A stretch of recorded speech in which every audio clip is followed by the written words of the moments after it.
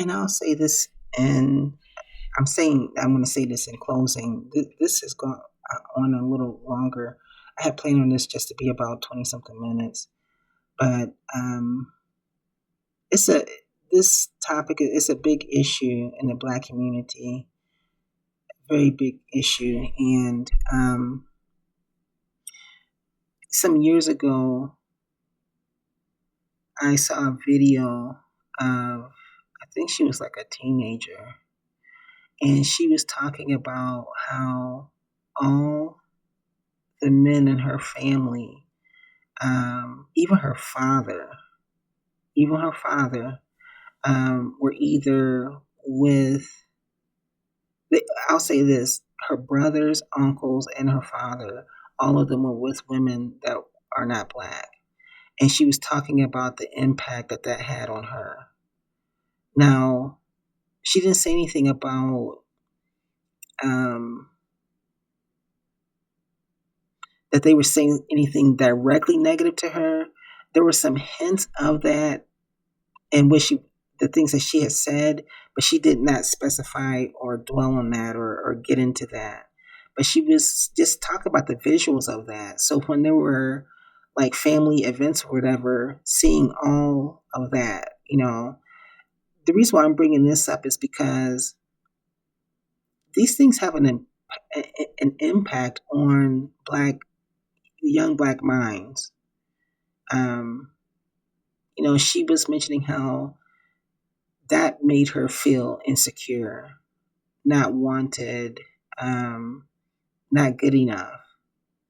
And when her dad first introduced her to the woman that he had chosen to be with as a non-Black, she said that just sent her in a tailspin, that it really affected her deeply. And at that moment, I'm sure that it still was impacting her. But the thing is that she was struggling to pull out of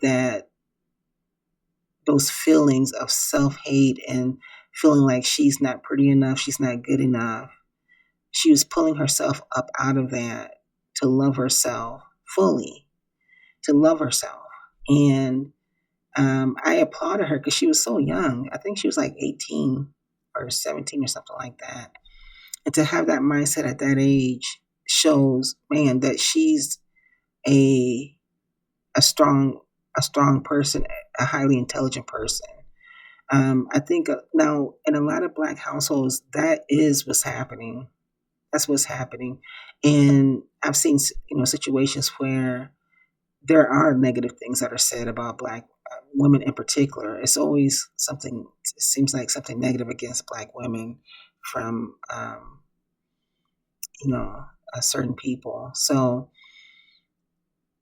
again, raising Black children to love themselves, it's a man, we have to figure this out, because even like what I just said about the young lady who was being raised, who in her household, she saw all of her male family members, with non-Black women, that had an impact on her, you know? And how do you help her counter that? And then, this is a whole different, well, it's not a whole, well, it's a different arena category right now. But why does that happen? There's a reason why that happens. Why, like the men in her family were doing that. And it's just, sometimes I just wonder what's wrong with us. What is wrong with us? What's wrong with us? There is something else I want to talk about, but I'm not going to do that here right now on this one because I want to stick with parenting. But we really have to do better as Black moms and Black dads. Black women, we have to choose our partners who we decide to have beautiful Black children with. We have to stop and think about our partners, who the father of our children would be. We have to put thought into that, not just have relations and not think about that. We have to put thought into it, intent. We have to be very intentful on choosing the right person to partner with, to have children with. And I'm not necessarily even saying marriage. I have a, I don't know if I, oh yeah, I'm going to do something on that too. um, but I'm not necessarily saying marriage.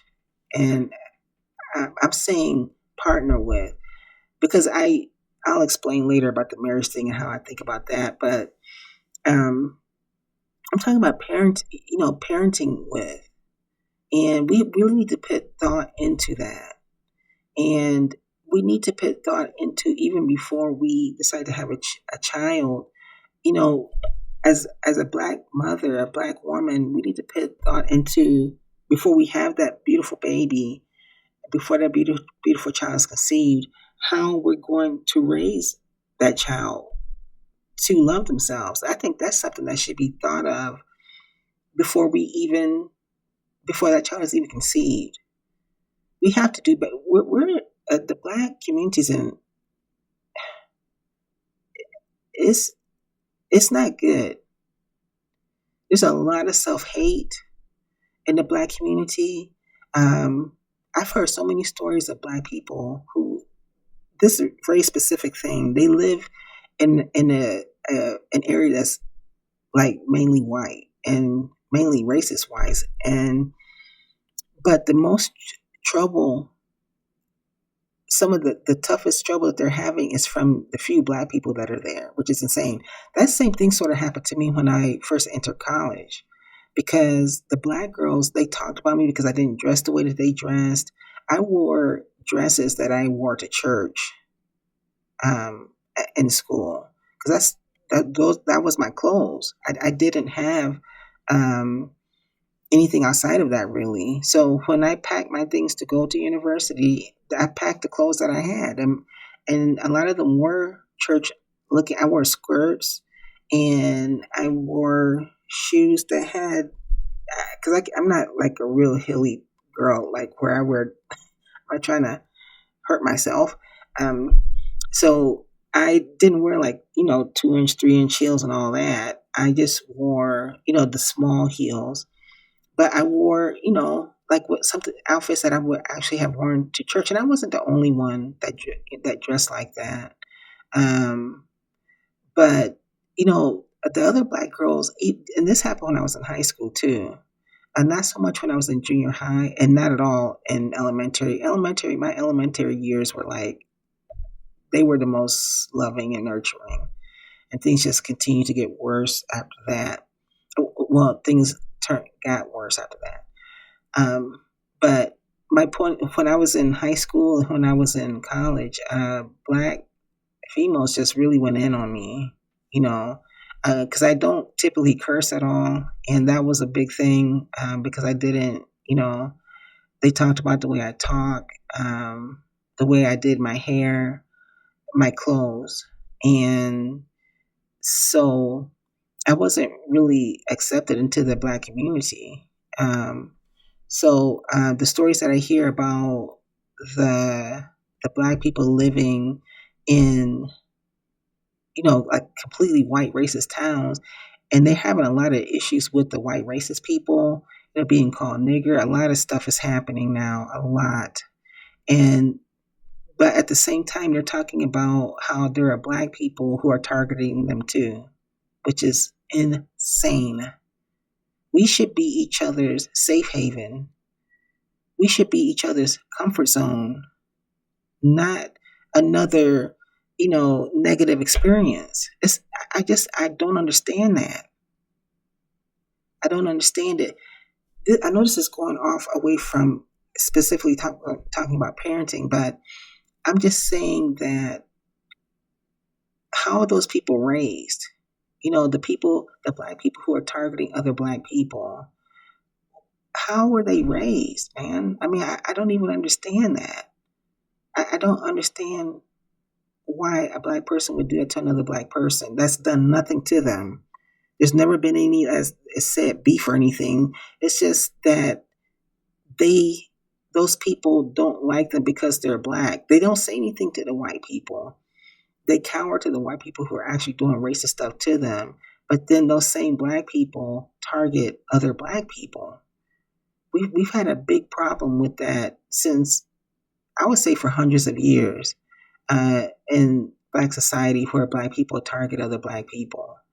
So it does go back to parenting, because you have to raise black parents have to raise their black children to love themselves first. And I say that to love, to fully, and I'm not talking about arrogance, to be arrogant and stuck up or anything like that. I'm saying to love themselves, to I'm going to give you an example of something really quick.